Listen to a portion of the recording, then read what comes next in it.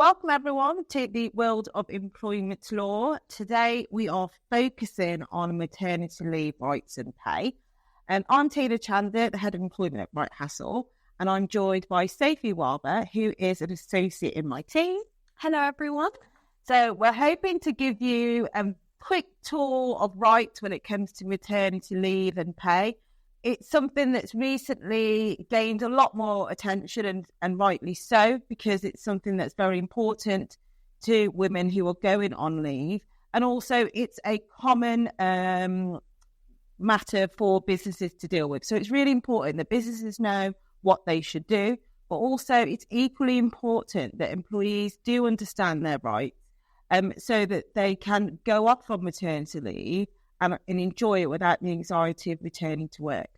So the first thing that we're going to talk about is the types of leave. And you might think, well, there is only one type of leave. Well, actually, the law does divide the types of leave, don't they, Sophie? They do. Thank you, Tina. So there are different types of leave that constitute maternity leave. And I'll just take you through those in very simple terms. So we have the ordinary maternity leave, and that is made up of a 2-week compulsory maternity leave period. So from the day on which your baby is born, by law, you have to take a minimum of 2 weeks off work. And if you are a factory worker, that is extended to 4 weeks. If you are an employer listening to this and you encourage or allow your employee to return to work within that 2-week period, that could be regarded as a criminal offence. So it's really important that you're aware of that. And then the 24 weeks on top of that make up a 26-week period, which is called ordinary maternity leave. Provided that you are eligible and meet the notification requirements to your employer, you will be entitled to take that 26-week ordinary maternity leave period. And then the second 26-week period is additional maternity leave. So in total, that's a 52-week period that by law, employees who have had a baby are entitled to take. Now, you might be asking, why is it split up into two different categories? The reason being it's all to do with your rights when you return to work. So again, in very simple terms, by law, an employee is entitled to return to the same role that they left when they had their baby. So if you as an employee return to work before the end of your ordinary maternity leave period or at the end of your ordinary maternity leave period, you are entitled to return to the exact same role that you left on the same terms and conditions that you were doing immediately before your maternity leave. Now, if you decide to take anything between 27 and 52 weeks and you therefore return during or at the end of your additional maternity leave, you're still entitled to return to the exact same job. But if your employer is able to show that it's not reasonably practicable for them to enable you to return. So, for example, the business might have changed a lot in that year. And if it's not practical for you to return to the exact same job, your employer still has an obligation to offer you a suitable alternative role on as similar terms and conditions as they can possibly offer. Now, it's really important that if you find yourself in that situation, that your employer consults with you, is open with you, has an open dialogue, and you discuss together what your role could look like when returning. And really would advise you seeking advice if a new role is simply imposed on you. And what we find as employment lawyers is, and it does surprise us, if we could just add that first, is that people, and when I say people, I mean individuals, and I mean business owners and line managers within an organisation, don't really understand an individual's rights when it comes to notification of pregnancy, being on maternity leave, and when an individual returns from maternity leave. And what's really crucial to remember is that an employee that's pregnant or on maternity leave, or an employee that's returning from maternity leave, has a lot of protection which the law affords. And that protection means that employees could claim discrimination on the grounds of maternity or pregnancy, or there is also a claim for sex discrimination. And a lot of the claims that we deal with as employment lawyers surround what we call less favourable treatment. And that's a legal phrase, but in a nutshell, if an individual feels that they've been treated less favourably and it's in connection with their pregnancy or it's in connection with maternity leave, or they've been treated less favourably immediately returning from work, or because of a redundancy process that might be planned down the track, there are plenty of rights available for those individuals to present what we would suggest are valid claims. We're not going to delve too much into litigation because the idea today is to give you some updates on what the law says or the need to knows in terms of what the law says for time off and eligibility, etc. But in terms of eligibility, it's worth us just quickly touching on that. I mean, it does change in terms of maternity pay does change annually, but in order for an employee to claim statutory maternity pay, then there are eligibility requirements. What's really crucial to remember is the right to have maternity leave is a day one right. But when it comes to pay, it's a little bit more different. And so if you want to just explain the difference and how that comes about. Yes. So as Tina's mentioned, your right to maternity leave is a day one right. And so if you start a job and you fall pregnant on day 2 of your employment, you will be entitled to the periods of maternity leave that I have spoken about already. Just to quickly touch on notification requirements, to give your employer the correct notice, you need to make sure that you let them know no later than the 15th week before the week on which your child is due to be born. But I don't want to go off track too much, so just coming back to the entitlement to be paid. And so to be eligible for statutory maternity pay, number 1, you would have to give the correct notice to your employer, give proof that you're pregnant, and this will usually be done by what we call a MAT B1 certificate, which should be given to you by either your doctor or your midwife, but you won't usually get that until you're at least 20 weeks pregnant. And then the qualifying length of service is that you need to have worked for your employer for a continuous period of at least 26 weeks, continuing into what we call the qualifying week. And that is the 15th week before the expected week of childbirth. So that sounds very confusing. Just to make it really simple, if you have been employed for 26 weeks, by the 15th week before your child is due to be born, you will qualify for statutory maternity pay. And it's worth adding that if you are an employee listening to this, or you're an employer that has to tell an employee that they don't qualify for maternity pay, because most employees assume that it is a day one right to have maternity pay, there is a thing called maternity allowance, and that's paid by the government. And there is a form that can be downloaded from the government website. Yeah, and I'll just add as well, it's worth looking into maternity allowance. That too has eligibility requirements, so check those to see if you are eligible. And if I could just add in, again, if you're an employer listening to this, that's the law. But of course, an employer can use its discretion to pay its employee if it's something you want to do. So if an employee approaches you and they don't have the length of service, but they say, would you consider paying me? Of course, you're not legally obliged to say yes, but it may be something you want to consider. But again, if you do it for one employee, you need to be prepared that you've set a precedent and that you'll have to do that in future instances as well. So there's lots of things to consider. And what lots of employers do now, and it's always worth having a policy on this, employer, if you're listening, or employee, please see if there is a policy available. Lots of employers will pay what we call enhanced maternity pay. So that is above what the law says you're entitled to when you are on maternity leave. And very often, enhanced maternity pay will have a requirement to return to work and remain in employment for a period of time. And we often have situations where employees decide to resign, move on elsewhere, but they don't want to pay the enhanced maternity pay back. And an employer will ask us, well, what should they do? And they ask us that because they're in fear of a claim of maternity discrimination or sex discrimination.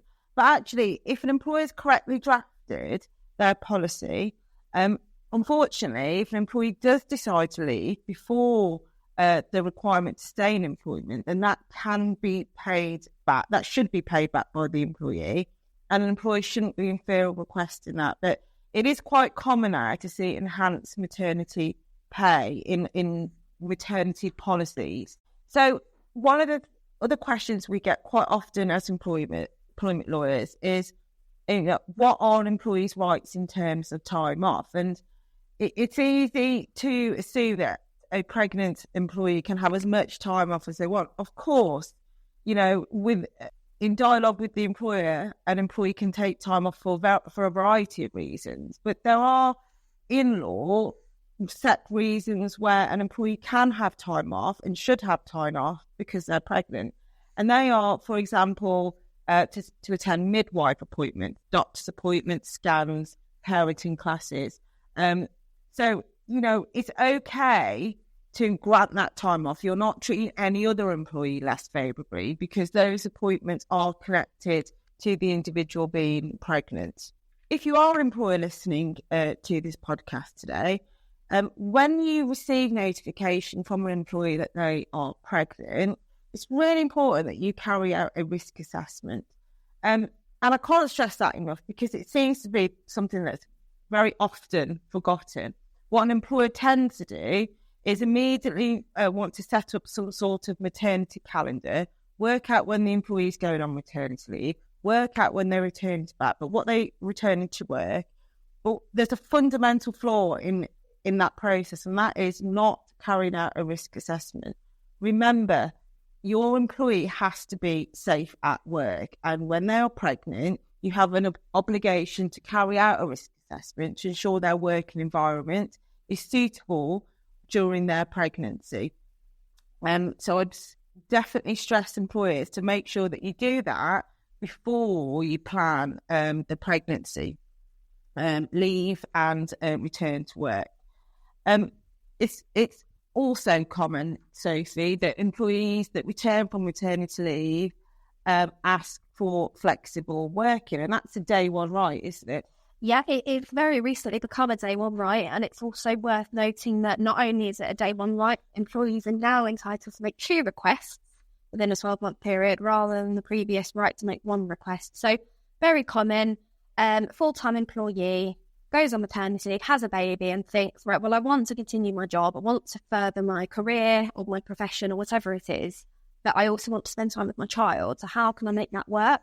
Many women will say to their employer, I want to come back to work, but I'd like to go part-time, whether that's a 80% working pattern, a 70%, whatever it is they request. So there's 2 ways that can be dealt with. It may be that they make the request and you're quite happy to grant it, and it doesn't need to necessarily be dealt with in the formal way. Alternatively, and it's your prerogative as an employer to ask an employee to make a formal statutory flexible working request. So we do have a separate podcast on that, so I won't go into too much detail today, but please do expect that many, many women may ask to come back on a flexible working arrangement. It's really, really important that you take into consideration whether or not you can grant that. Again, keep an open dialogue with them. You actually have a legal duty to consult with them now, so you can't just simply reject the request, even if it is for an acceptable or legally prescribed reason. Have a discussion with them. If it's not going to work, talk to them about alternative arrangements. How can they flex their hours in such a way that works for them but also works for the business? And just quickly note, they do make a formal flexible working request, but you need to deal with that within 2 months of them making the request. So it's not something you can really sit on for very long a time. And we tend to find that, some employees prefer to sort out their flexible working arrangement before they go on mat leave. And that's okay. So, I've had instances where employers will not want to deal with that particular request because they think that should wait nearer to the time they originally planned to return to work. No, that's not necessarily correct. So at any point, an employee can make a flexible working request. So if your employee is minded to do that before she goes on maternity leave, you should follow the correct process in dealing with that request. We do have situations as well where employees will want to return sooner than the date that they anticipated. And again, one of the common questions we have from employees is, do we have to agree? Ultimately, if an employee tells you 8 weeks before that they want to return sooner, the short answer is yes, you have to agree. Now, if they do tell you 10 weeks, closer to when they were due back, no, not necessarily.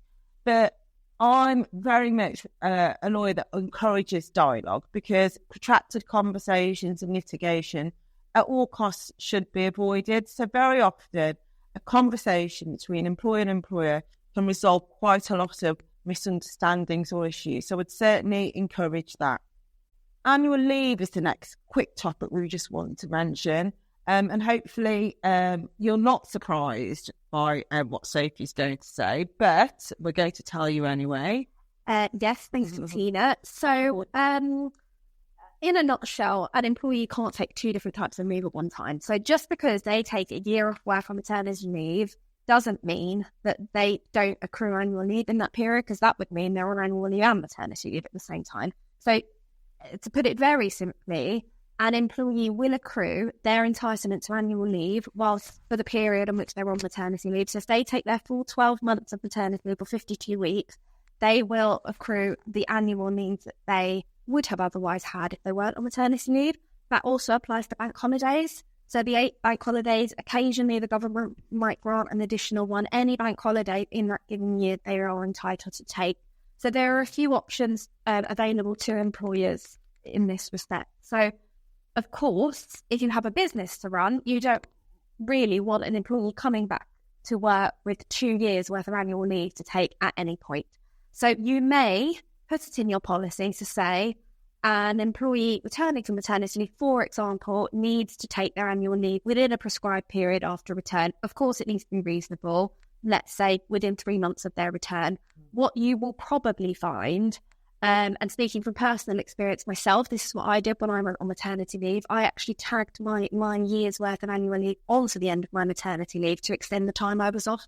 Gave me a bit more time to spend with my baby, and it of course means you get full pay. What you might find employees doing is taking a shorter period of maternity leave and then making up the time to still mean they're off for a year, but a proportion of that is annual leave, because what it means is therefore they're paid, because it's important to note that from week 39 until week 52 of maternity leave is unpaid. You won't even get the statutory amount.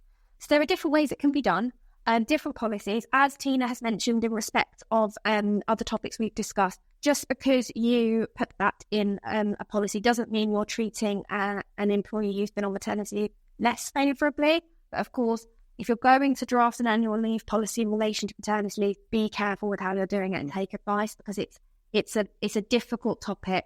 Anything to do with maternity leave, employees are very highly protected, and so you need to make sure you get it right. And talking about pay, actually, I'm going to add here, because unfortunately employers can get this wrong. So when you have an employee on maternity leave, remember that this is going to sound super obvious. They are still your employee. They are simply taking time off that the law says that they can have, and rightly so. So that means that you can keep in touch with your employee on maternity leave. But lots of employers, for some reason, will send emails to an employee's work email address. And I don't understand how that actually works, and why any employer thinks that's going to get the message across to an employee. So, you could ask an employee before she goes on maternity leave if she would like to stay up to date on significant changes in the business or any other matters in the business. If she's comfortable giving her email address, if you have any team lunches or Christmas party, work events, please let your employee on maternity leave know. And also, when it comes to pay rises and any sort of bonus that an employee might be entitled to, for example, a Christmas bonus or any other sort of discretionary bonus, your employee on maternity leave is still entitled to that. And let's not forget about promotion opportunities as well. Just because your employee is on maternity leave doesn't mean they shouldn't be notified of opportunities for promotion. Hopefully, I'm not saying anything which is amazingly new, but if I am, I hope that this has helped you understand that actually when an employee is on maternity leave, yes, they have special rights, but you should never exclude them from anything that happens within the business from a social event perspective, but also any significant firm updates. And, I have to say, when I deal with claims that concern pregnancy and maternity, primarily the complaint comes from employees on maternity leave. And it's generally because they have found out there is a restructure and they haven't been informed of any roles, or that they're very concerned about their rights because there is a restructure. Now, Sophie and I are not going to focus on restructures in this podcast, but it's really important that if you're an employer or an employee listening to this, when it comes to redundancy and restructures, again, employees that are pregnant or on maternity leave and those that have returned have special rights. So please seek independent advice before embarking on any redundancy process if it involves an employee that's pregnant, on maternity leave, or that has recently returned. And that's going to be it for today's podcast. As you've probably heard, there's lots of numbers, there's lots of weeks to think about, there's lots of rights that employees are entitled to. There's a reason we haven't gone on any further, and that's because there is so much more to pregnancy and maternity rights. However, we do hope you've enjoyed this short podcast in relation to the very straightforward rights that you should know as an employee or an employer. So thank you very much for listening to us today. Thank you very much.